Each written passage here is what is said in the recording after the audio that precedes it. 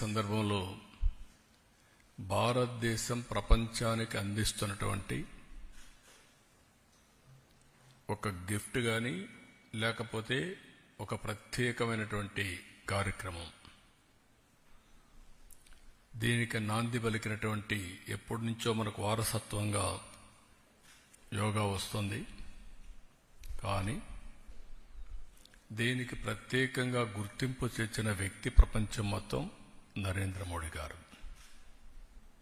Yoga is a science, yoga is a legacy for India. అదే సమయంలో ఎన్నో వారసత్వ సంపదలకి మనం కారణమయ్యాం. హిందూ నాగరికత అతి ప్రాచీనమైన నాగరికత. అలాంటి మన దగ్గర వచ్చి ప్రపంచం మొత్తం చదువుకున్న రోజులు రాను రాను ఇవన్నీ కూడా అనేక దాడులతో లేకుంటే వేరే వాళ్ళ పరిపాలనలు ఇవన్నీ కనుమరుగయ్యే పరిస్థితి వచ్చింది. అలాంటి ఒక్కొక్క దాన్ని మళ్లీ గుర్తింపు తేవడమే కాకుండా ప్రపంచానికి దీని విలువ చాటి చెప్పించి వాళ్ళు కూడా అమలు చేసే విధంగా తీసుకొచ్చిన ఏకైక వ్యక్తి నరేంద్ర మోడీ గారు. ఈరోజు మనం చూస్తే ఇంటర్నేషనల్ డే ఆఫ్ యోగా 2014 డిసెంబర్లో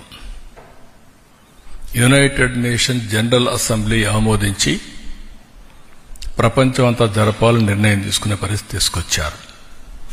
దాని ప్రాముఖ్యత చెప్పడం, అదే మాదిరిగా ఆ ప్రాముఖ్యత వాళ్ళు గుర్తించే విధంగా చేయడం, దానిపైన ఇదొక ఇంటర్నేషనల్ ఈవెంట్ కింద ఒకరోజు ప్రత్యేకంగా కేటాయించి ఈరోజు ఈ కార్యక్రమాన్ని చేసే పరిస్థితికి వచ్చారు.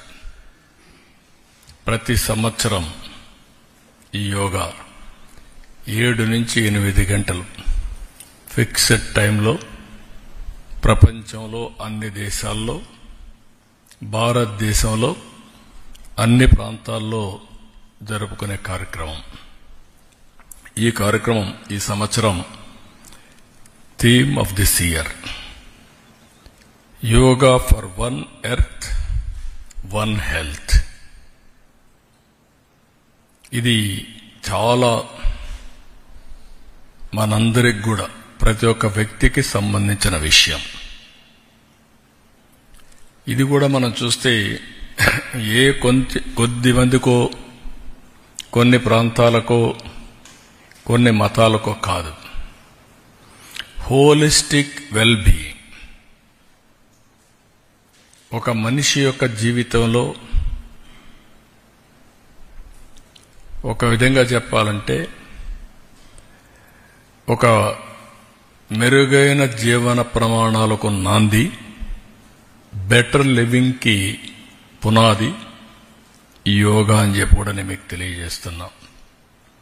అందరి జీవితాల్లో యోగా అనేది ఒక పార్ట్ ఆఫ్ అవర్ లైఫ్ కావాలి. ఈరోజు అందరూ టెన్షన్లో, స్ట్రెస్తో ఈ యొక్క కాంపిటేటివ్ వరల్డ్లో పరిగెత్తున్నాం.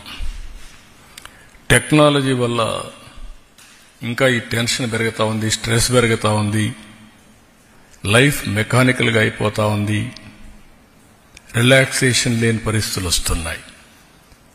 అన్నీ ఉన్నా కూడా ఎక్కడో లోటు, ఆ లోటే ఈ స్ట్రెస్. అందుకనే ఈరోజు వీటికన్నిటికీ పరిష్కార మార్గం, హీలింగ్ ఫ్యాక్టర్ యోగా. దీన్ని ఒక పెద్ద ఎత్తున చేయాలనే ఉద్దేశంతో ఒక రోజేదో సింబాలిక్గా చేయడం, లేకుంటే ఫోటోల కోసం చేయడం, ఈవెంట్ కోసం చేయడం కాదు. ఇది ప్రతి ఒక్కరిలో ప్రగాఢమైనటువంటి మార్పు తీసుకొచ్చే విధంగా, వాళ్ళ జీవన శైలిలో భాగంగా ఉండేట్టుగా, అంటే it is a part of their life.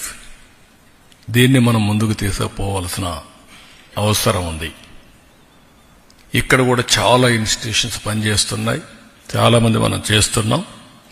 అయితే అందరినీ కలిపి ఒక మంత్ లాంగ్ ఈ రోజు నుంచి ప్రారంభం అవుతుంది. Culmination June 21 Visakhapatnam. దీనికి యోగాంధ్ర 2025. అదే సమయంలో ఈ మంత్ లాంగ్ మనం చేసే కార్యక్రమాల ద్వారా ప్రతి ఒక్కరిలో చైతన్యం తీసుకురావడం, ప్రపంచానికి ఒక గుర్తింపు తెచ్చే విధంగా ఈవెంట్ జరపాలనుకుంటున్నాం. అనేక దేశాల్లో జరుగుతుంది, దేశంలో అనేక ప్రాంతాల్లో జరుగుతుంది. కానీ ఈ ఈవెంట్ అనేది ఇంతవరకు జరిగిన అన్ని ఈవెంట్స్ కంటే ఒక రికార్డు స్థాయిలో, ప్రపంచంలో ఏమైనా రికార్డ్స్ ఉంటే అవన్నీ కూడా బ్రేక్ చేస్తూ ఒక నూతనమైన రికార్డు ఎస్టాబ్లిష్ చేసేట్టుగా ఈ కార్యక్రమాన్ని చేయాలని చెప్పి తలపెడుతున్నాం. రాష్ట్రం మొత్తం ఈ నెల రోజుల్లో ప్రిపేర్ చేసి కనీసం 2 కోట్ల మంది తక్కువ కాకుండా ఆ రోజు యోగాలో 7 నుంచి 8 గంటలకు పార్టిసిపేట్ చేయాలనేది మా సంకల్పం. దానికోసం పనిచేస్తున్నాం. ఇంకొక పక్కన కనీసం 10 లక్షల మందికి పైన యోగా సర్టిఫికేట్స్ ఇవ్వాలని, కోర్సెస్ చేయాలని. ఇది ఆన్లైన్, ఆఫ్లైన్ రెండు కూడా పెడుతున్నాం. ఆన్లైన్లో కూడా ఎప్పటికప్పుడు పెట్టడం, ఆఫ్లైన్లో కూడా దీన్ని ఫిజికల్గా కూడా ఎంతమంది గురువులు ఉంటే వాళ్ళందరినీ తయారు చేసి సెన్సిటైజ్ చేసి వారి దగ్గర దీన్ని చేయడం. 21వ తారీఖున విశాఖపట్నంలో 5 లక్షల మందితో, ఇది వరల్డ్ రికార్డ్. 5 లక్షల మంది సముద్ర తీరంలో, ఇది విశాఖపట్నం రామకృష్ణ బీచ్ ఉందో అక్కడి నుంచి నేరుగా భోగాపురం, సముద్రం, ప్రజలు, ఈ రెండు కూడా యూనిక్ దృశ్యంగా తయారు చేయాలనేది ఒక సంకల్పం. ఎందుకంటే అనేది ఇక్కడ జరిగితే రోడ్ల మీదనో గ్రౌండ్స్ మీద జరుగుతుంది, కానీ సముద్రం పక్కన ఇలాంటి ఈవెంట్ చేయడం అనేది అరుదైన అనుభవం.